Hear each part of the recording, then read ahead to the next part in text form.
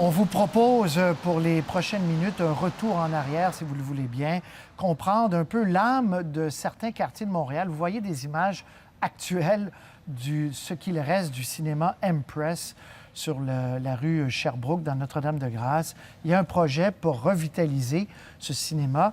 Et on va parler ensuite avec un invité de ces efforts qu'on fait dans plusieurs quartiers pour donner une nouvelle vie à ces bâtiments historiques. Mais d'abord, le reportage d'Émilie Dubreuil.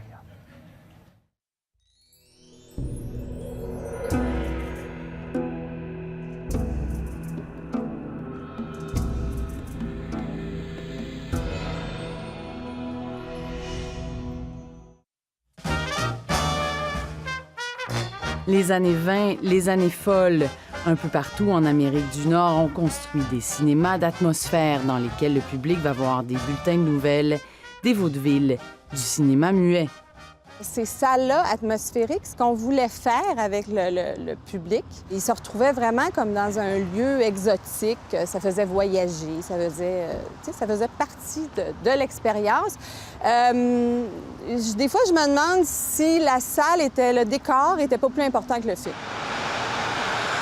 Construit en 1927, le cinéma L'Empress de la rue Sherbrooke-Ouest est le plus bel exemple de cinéma d'atmosphère en Amérique du Nord, encore debout. Son thème, l'Égypte ancienne. On venait de découvrir la tombe de Toutankhamon. Alors, c'était toute l'excitation autour de cette découverte-là.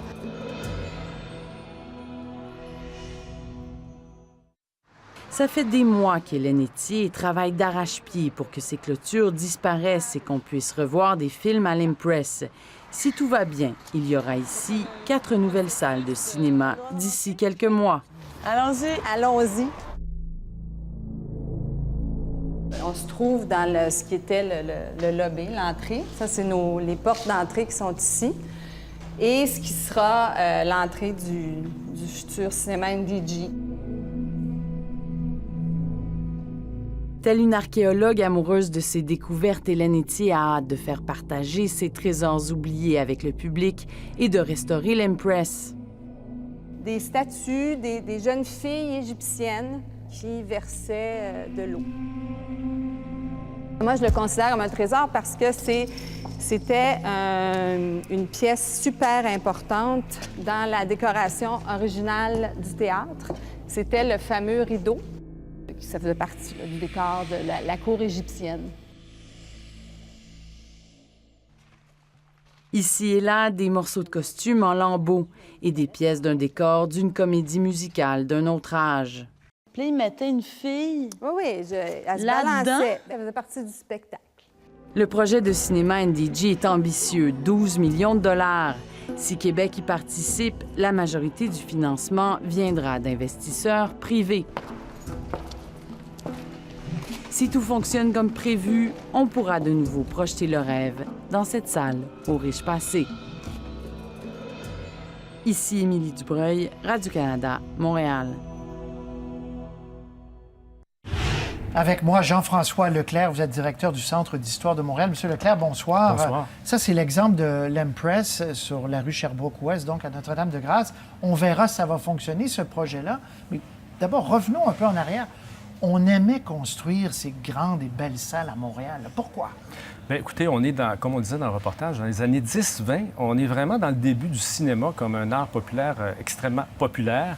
Et il faut savoir que les cinémas à l'époque, c'est une sorte des maisons de la culture populaire. Hein. Il y avait à la fois du cinéma, mais il y avait aussi du vaudeville, du burlesque dans certains cas. Burlesque, ça veut dire qu'on avait un petit striptease à travers de l'humour puis toutes sortes de numéros de variété. Et ça attire des milliers de personnes. Et là, on décide de construire des grandes salles de 1000, 2000 places. Et il y a de la compétition. Il y a 2 grandes familles qui se compétitionnent. La famille Lawan, qui est d'origine syrienne-libanaise, et un immigrant grec, M. Gani Takos, qui a 2 compagnies rivales. Alors, ça stimule la construction. Et là, il y a une surenchère, une émulation. Oui. On veut avoir la plus belle salle. Exactement. Il en reste combien, là? Parce que on connaît Bon, ça, c'était l'ancien Cinéma 5 sur Sherbrooke. On verra si ça marche.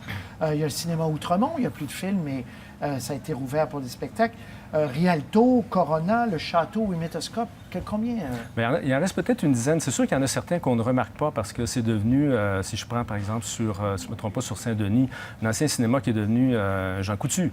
Il y a des cinémas qui sont devenus des lieux de culte. Alors, ils sont encore debout, c'est déjà ça, mais ils ont d'autres vocations. Mais...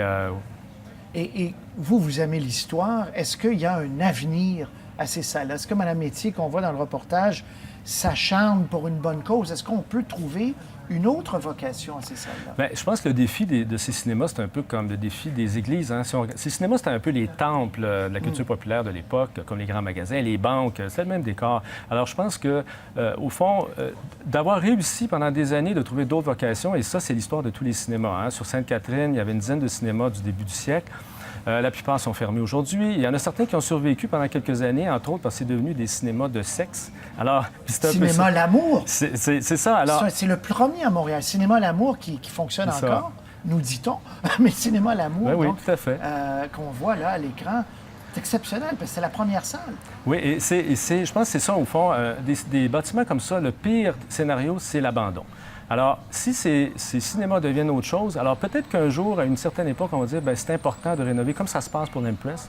Et c'est un peu ça, au fond. L'important, c'est il faut que les gens les aiment, demandent à leurs élus, au fond, de faire quelque chose. Est-ce que ça doit devenir cinéma ou autre chose? Ça, c'est la question. Mais il en reste peu, je pense qu'il faut les protéger. On voit le théâtre Corona à l'écran. Oui. Ça, c'est un bel exemple, vous Très dites, bel de exemple. restauration. Oui. là. Restauration parce qu'ils ont gardé la patine du temps. Alors, ils n'ont pas restauré à l'identique de ce qui était au début du siècle, mais ils ont gardé les traces du passage du temps et ça a été fait de façon très artistique et vraiment très bien. Donc, je pense que ces cinémas, est-ce que c'est la reconstitution totale? Peut-être pas, mais ça fait des lieux magiques.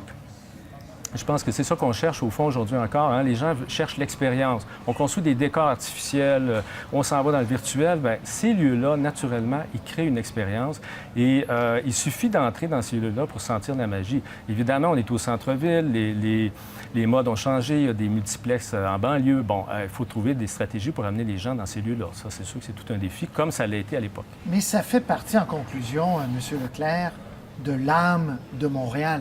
Il y a quelque chose de très montréalais, là. C'est l'âme de Montréal, comme nous, à l'exposition Scandale au Centre d'histoire. On présente ce Montréal des années 40-50. Montréal, ville de plaisir, Montréal, ville d'innovation. Les gens étaient curieux à Montréal depuis le début du siècle. Et ça, on l'oublie souvent. C'était pas l'époque seulement de Séraphin, là. Et alors, moi, je pense que c'est ça. L'esprit de Montréal, il est dans ces lieux-là. Puis ça a été nos ancêtres de la ville, métropole culturelle. Alors, il faut peut-être respecter ce qui nous ont légué ces ancêtres de notre métropole culturelle. Bon, on souhaite que l'Impress fonctionne et qu'il y ait d'autres projets. Oui, tout à fait. Monsieur Leclerc, merci d'être venu nous voir. Ça fait plaisir. À la prochaine. À la Au prochaine. revoir. Mesdames et messieurs, commentaires, suggestions là-dessus et sur autres sujets, on vous lit avec beaucoup d'attention.